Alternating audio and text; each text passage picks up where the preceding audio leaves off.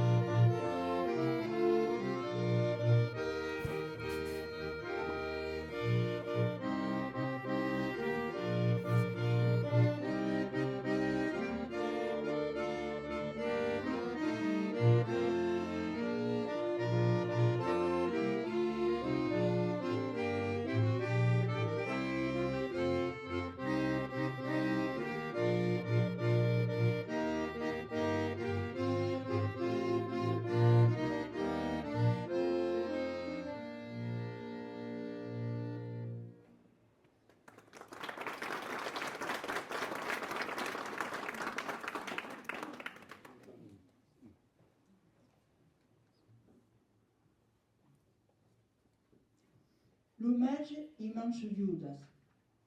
Din un país luench, ben luench d'aquí d'où Pousta onté le sourire se lève, il vieil un homme riche, sage et sabin.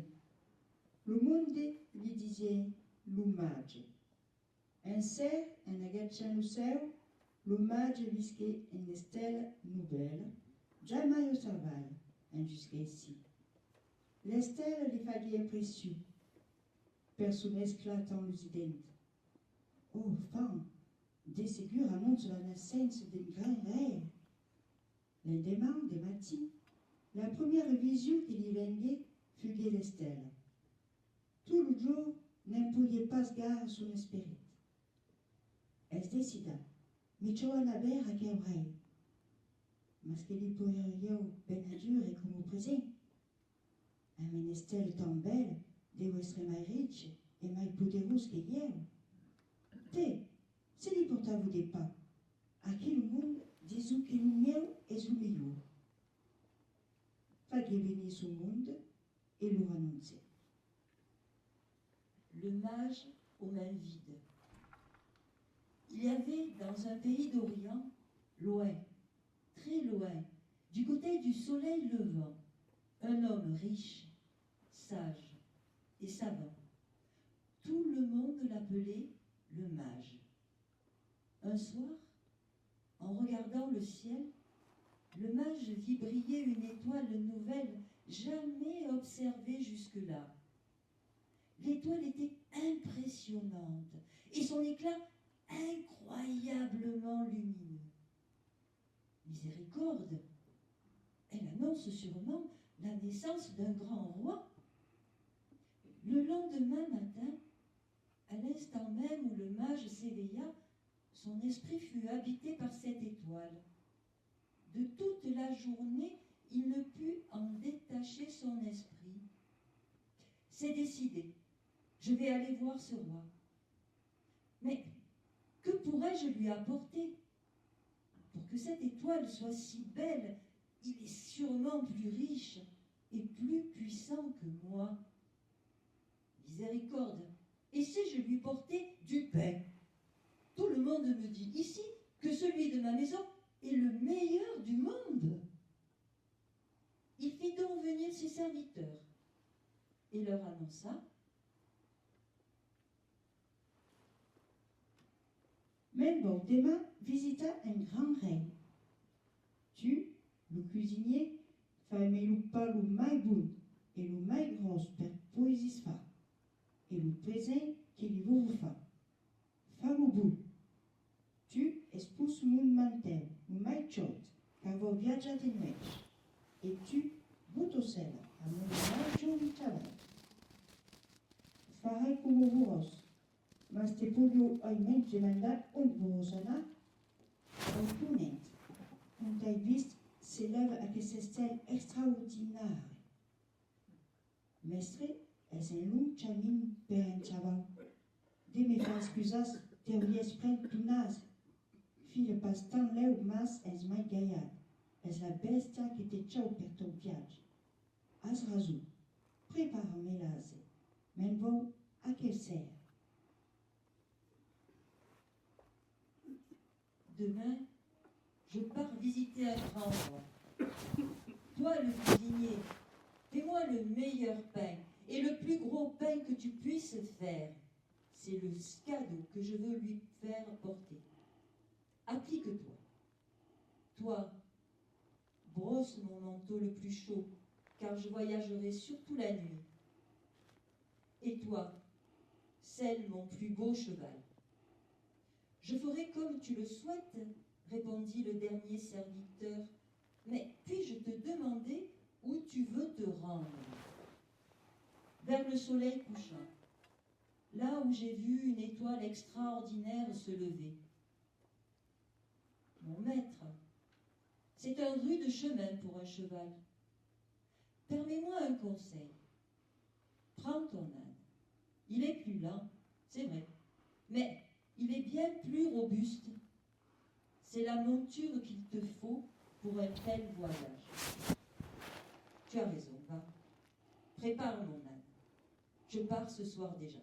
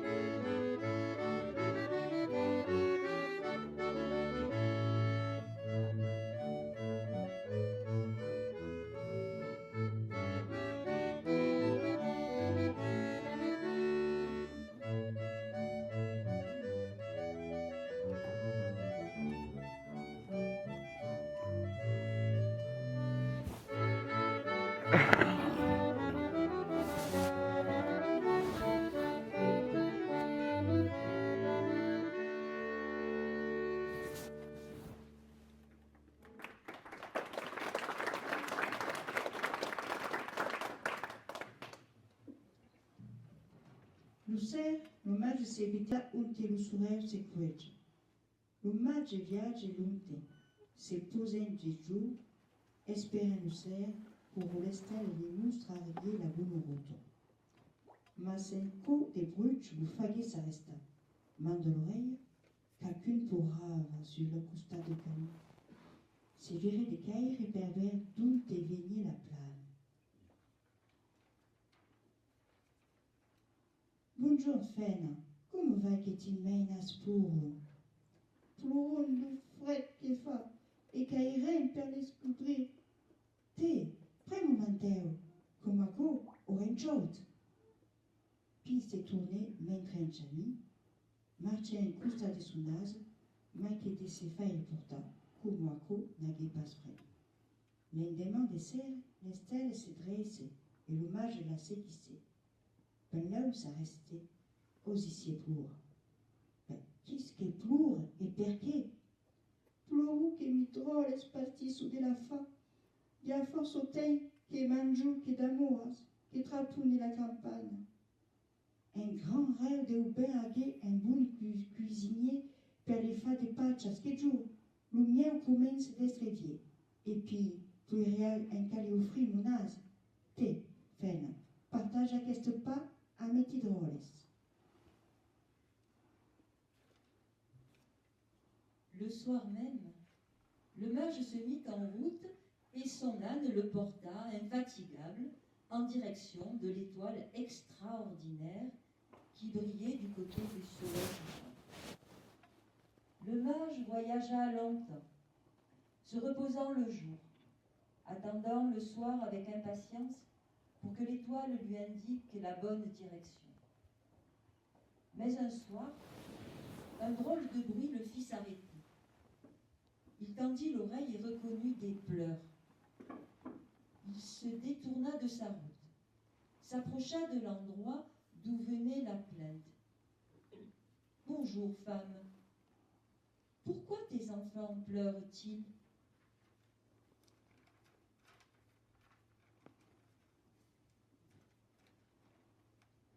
Ils ont froid, Seigneur.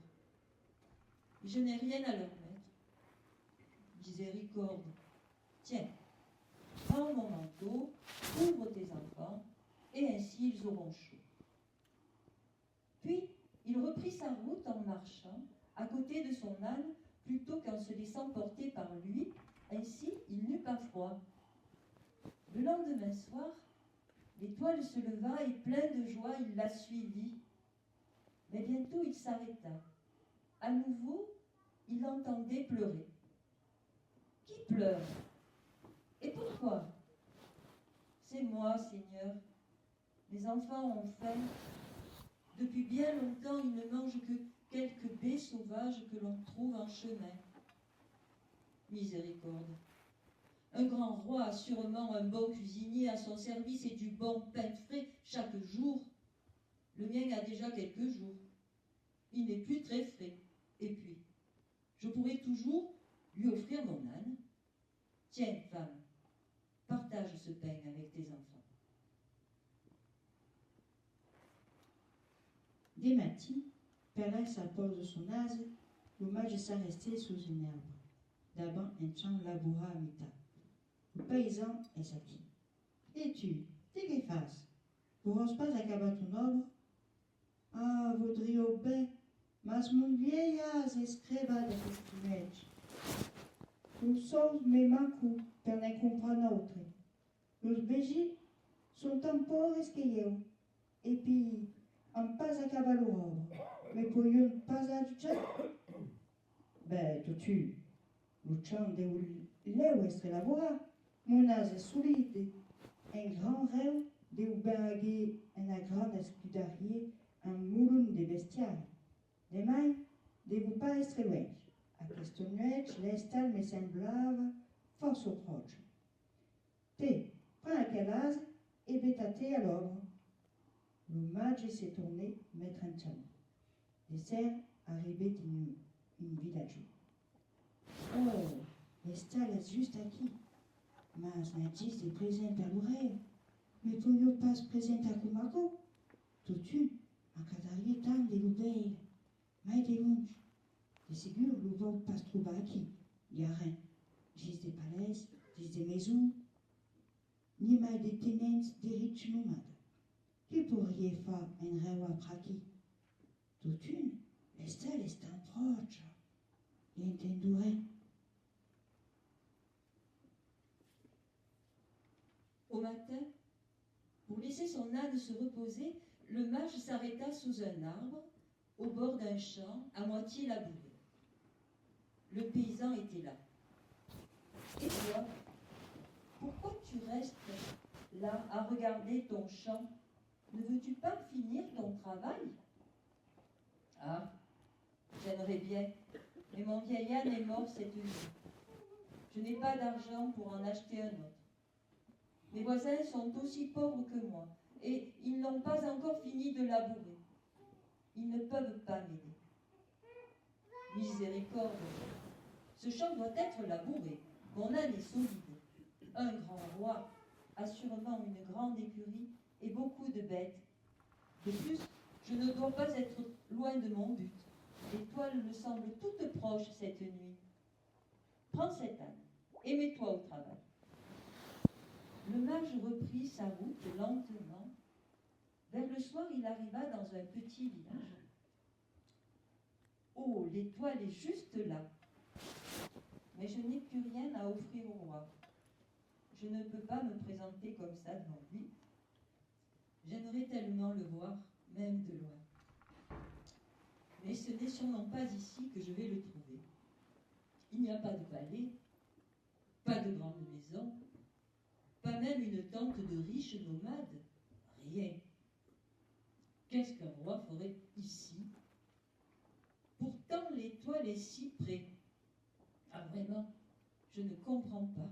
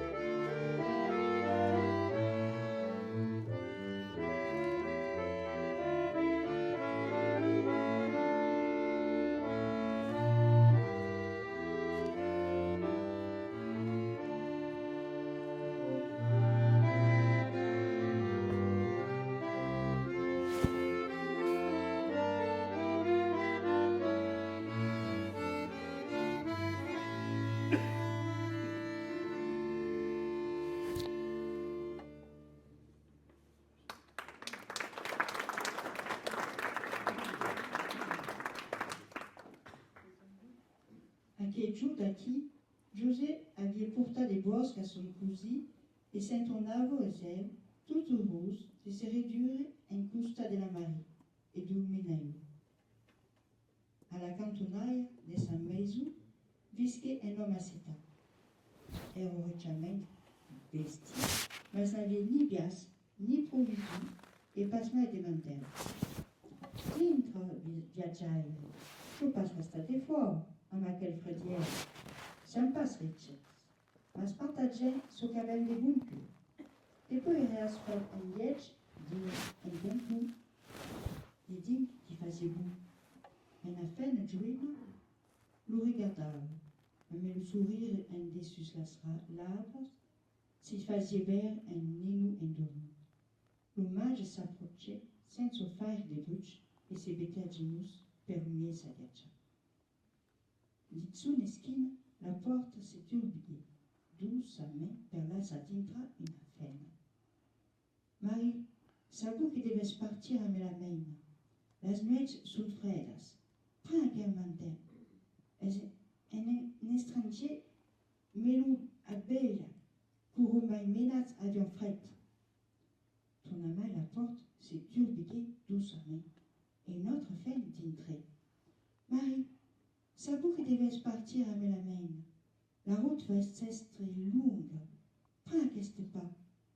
Un estranger melou a bella, pour mettre sa vieille femme. N'hi a 5 ans, un gros toc et vous fera bisou. Ton amant, la porte se tourbillait et par le coup, ja se dintre un homme. José, deves viatjar leu. La Marie és las et deu s'ocupar de sa meina. T'as dû un ase qui l'outil és vieille. Pour mieux escrivà, un estranger melou a bailar perquè poi si fa mon labor. Lo venu a t'acabar. Aquel as el deia, portara la Marie et lo nenu d'aise. Ce jour-là, Joseph avait livré des poutres à son cousin et rentré chez lui. Il se réjouissait de retrouver Marie et son fils. Il vit un homme assis près de sa maison. Il était richement vêtu, mais n'avait ni bagages, ni provisions, ni même un manteau. Entre, voyageur, ne reste pas dehors par ce froid. Nous ne sommes pas riches, mais ce que nous avons, nous partageons de bon cœur. Et tu pourras te faire un lit dans un coin. À l'intérieur, il faisait bon. Une jeune femme le regarda en souriant et mettant un doigt sur ses lèvres, lui montrant un enfant endormi. Le mage s'approcha sans faire de bruit et se mit à genoux pour mieux voir l'enfant. Derrière lui, la porte s'ouvrit doucement. Une femme se glissa à l'intérieur. « Marie, je sais que tu dois partir avec l'enfant. Les nuits sont froides. Prends ce manteau qu'un étranger m'a donné quand mes enfants avaient froid. » À nouveau, la porte s'ouvrit doucement. Une autre femme entra. « Marie, je sais que tu dois partir avec l'enfant et votre route sera longue. Prends ce pain. Un étranger me l'a donné quand mes enfants avaient faim. Il en reste encore un gros morceau et vous en aurez besoin. » Encore une fois, la porte s'ouvre. Cette fois-ci, un homme entra. « Joseph, vous devez voyager vite. Marie est fatiguée, doit s'occuper de l'enfant. Je t'ai amené un âne. Le tien est vieux et fatigué. Quand mon vieil âne est mort, un étranger m'a donné le sien pour que je puisse labourer mon champ. Je viens juste de terminer. Cet âne est grand et fort. Il portera facilement Marie et l'enfant.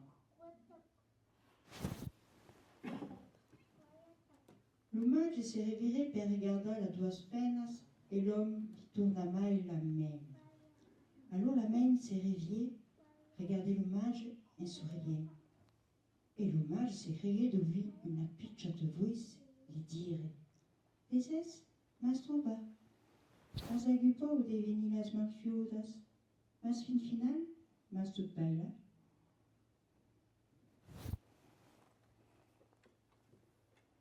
Le mage se retourna.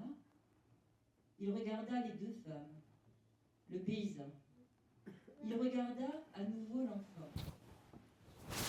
Alors l'enfant se réveilla et regarda le mage en souriant. Et le mage crut entendre une petite voix lui dire « Tu vois, tu m'as trouvé. Tu croyais que tu venais les mains vides, et pourtant, tu m'as tout donné. »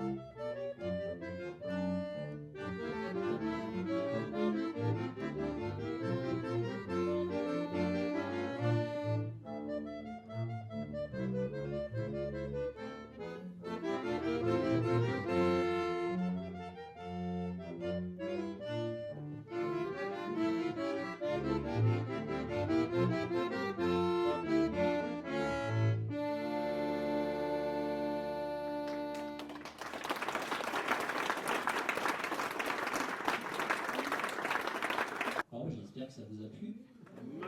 Commencer avec la ronde de Champagnac qui est dauphinoise.